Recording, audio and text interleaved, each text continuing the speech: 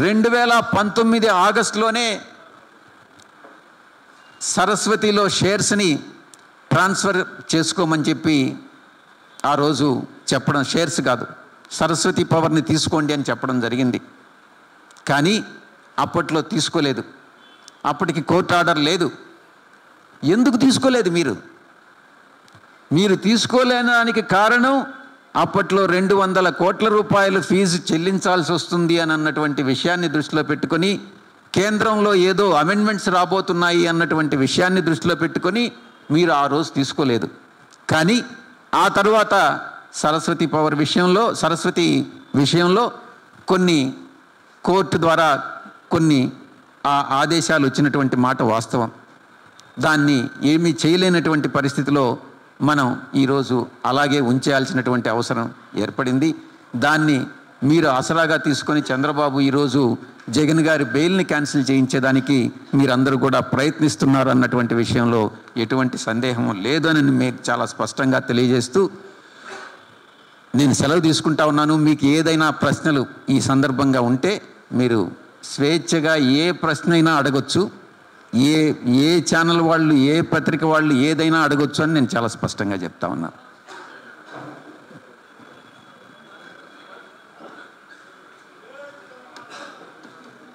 Anji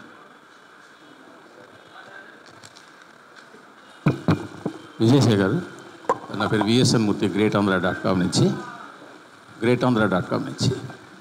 sir, ఇప్పుడు నిన్న సుబ్బారెడ్డి గారు కానీ ఇవాళ మీరు కానీ అందరూ కూడా తరచూ మీడియా ముందుకు వస్తూ షర్మిల గారిని కౌంటర్ ఇస్తూ వస్తున్నారు. షర్మిల గారు వ్యాఖ్యలకి కౌంటర్ ఇస్తూ వస్తున్నారు. బాగానే ఉంది.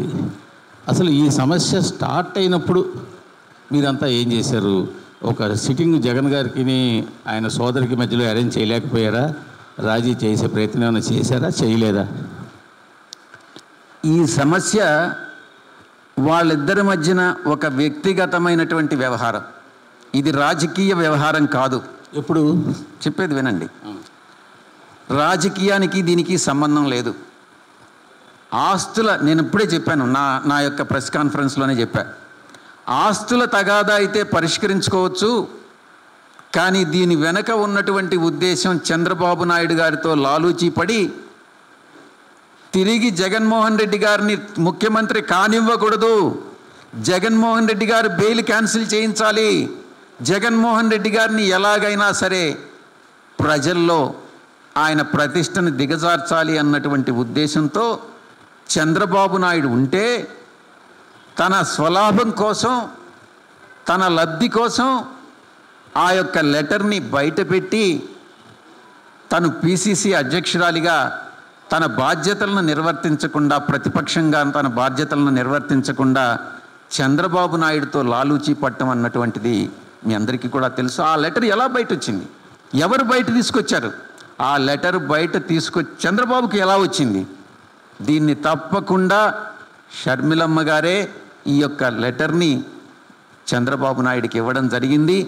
ఆయన దాన్ని రాజకీయ ప్రయోజనాలకు వాడుకుంటున్నారు అన్నటువంటి విషయం చాలా స్పష్టంగా తెలుస్తుంది. మీరు చెప్తుంది ఇప్పుడు విషయం చెప్తున్నారు. నేను అడుగుతున్నది, ఆవిడ తెలంగాణలో ముందు పార్టీ పెట్టారు. ఆ రోజుకి అన్నదమ్ముడితో గొడవ లేదు. ఆవిడ ఆంధ్రాలోకి వచ్చి రాలేదు. అప్పటికి కూడా అన్నదమ్ముడితోటే ఉన్నారు. అప్పుడే వచ్చే వార్తలు ఆవిడకి ఒక ఎంపీ సీట్ ఏదో అడుగుతున్నారు, ఆవిడకి ఇవ్వట్లేదు అని చెప్పేసి. ఆ రోజునే మీరు కలుగు చేసుకుని ఉంటే, మీరు కానీ సుబ్బారెడ్డి గారు కానీ కలుగు చేసుకుని ఉంటే, లేదా జగన్ గారే, అంటే మన సామెత ఉంది, గోటితో పోయి గొడ్డల దాకా తీసుకున్నాను, ఆ రోజే చేసి ఉంటే ఇవాళ ఈ పరిస్థితి వచ్చేది కాదు కదా. ఇప్పుడు మీరు చంద్రబాబుని తిట్టే పరిస్థితి వచ్చేది కాదు కదా. మీ పేరు?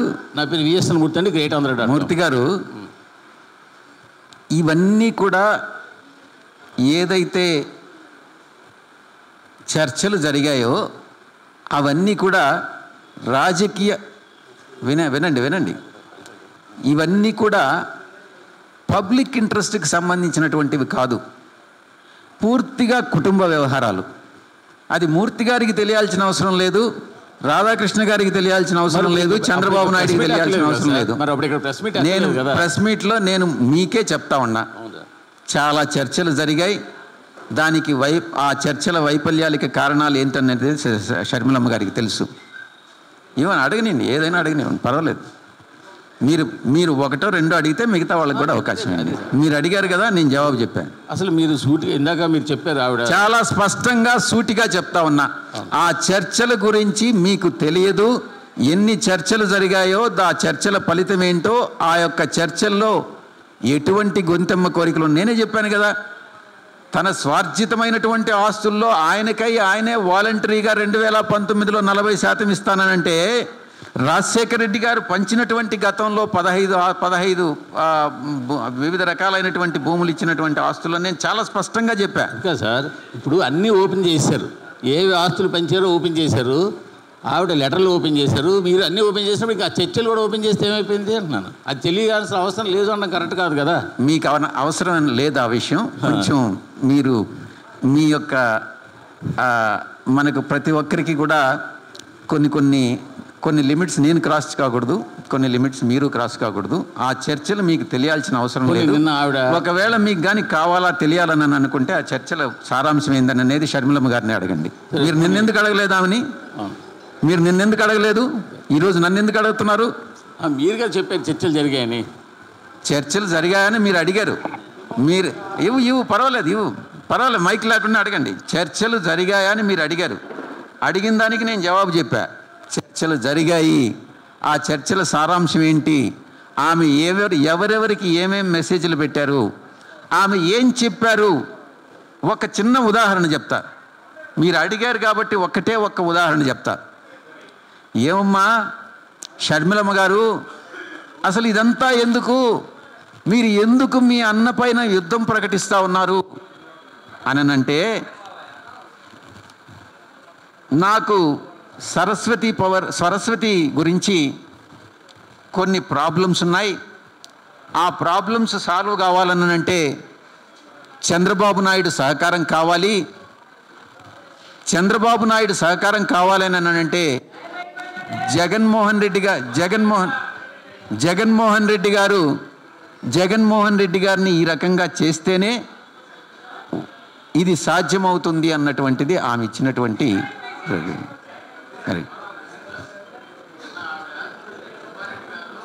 అయిపోయింది కదా, ఇంకెవరైనా అన్నీ మీరే అడిగితే ఎట్టా వేరే. సార్ ఒక క్వశ్చన్ సార్, ఇంకెవరైనా ఏదైనా.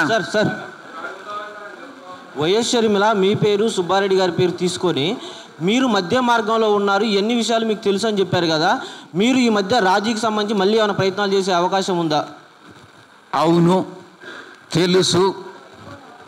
ఆయన ఆడిటర్గా రాజశేఖర రెడ్డి గారి కన్నా ముందు రాజారెడ్డి గారి టైంలో నుంచి కూడా ఉన్నాను. అన్ని విషయాలు నాకు తెలుసు. నాకు తెలిసిన విషయాలు, నేను నమ్మినటువంటి విషయాలన్నీ కూడా నేను మీ ముందు పెట్టాను. నేనేం అబద్ధాలు మీకు చెప్పలా. Satisfied? Next. Okay, thank you very much. Thank you.